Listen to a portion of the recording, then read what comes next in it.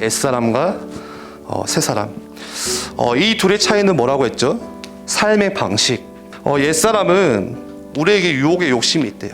그게 어떤 사람에게는 탐욕일 수 있고 썩어져가는 것을 붙잡아요. 그런데 오늘 하나님께서 우리에게 말씀하시는 것은 뭐 입으라고 말씀하시죠? 새 사람을 입어라. 그 새 사람이 뭐예요? 하나님을 따라 지으심을 받은 하나님의 형상대로 우리에게 주신 살아가는 방식이 따로 있어요. 습관이 있어요. 그거 다시 회복하라는 말씀이에요. 오늘 말씀은. 오늘 제목이 뭐죠? 문제 앞에서 익숙한 방식을 버리자. 문제가 뭐예요?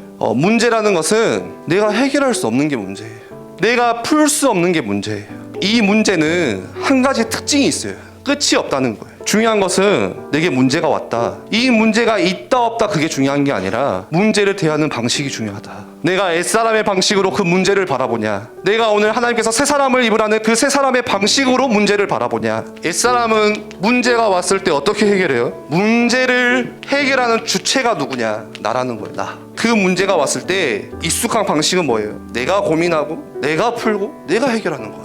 그 문제를 가지고 한 번도 하나님께 가지를 않아요. 하나님께 찾아가고 하나님께 나아가서 하나님의 뜻이 무엇이냐 절대 질문하지 않고 내가 해결해야 된다는 거예요. 기껏해야 기도하는 게 하나님 이 문제 해결하게 해주세요. 내가 해야 되는데 안 되면은 짜증나고 그러다가 문제 해결 안 되면은 열받고 내가 풀 수 없는 문제, 내가 해결할 수 없는 문제를 내가 풀려고 하는 거, 그게 바로 옛사람이다. 그래서 우리의 인생의 짐이 무거운 것이고 그래서 우리의 인생이 힘든 거예요. 믿음의 조상이었던 아브라함 보세요.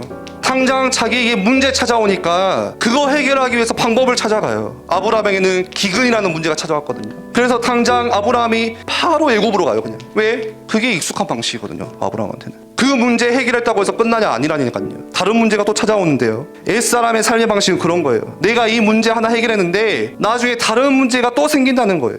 여러분들 기억하세요. 우리가 문제를 해결하면 늘 그런 식이에요. 그런데 새 사람의 방식이 있는데 그거는 뭐예요? 문제를 해결하는 주체가 하나님이세요. 하나님께 문제를 맡기는 거예요. 여러분들은 하나님 자녀의 신분이 있기 때문에 풀지 못하는 문제 있으면 하나님께 찾아가시면 돼요.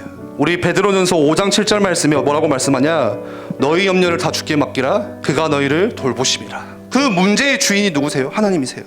문제를 허락하신 분도 하나님이세요. 바로의 마음을 누가 완악하게 하세요? 하나님이 완악하게 하세요. 그 문제를 그러면 풀 수 있는 분도 누구시냐?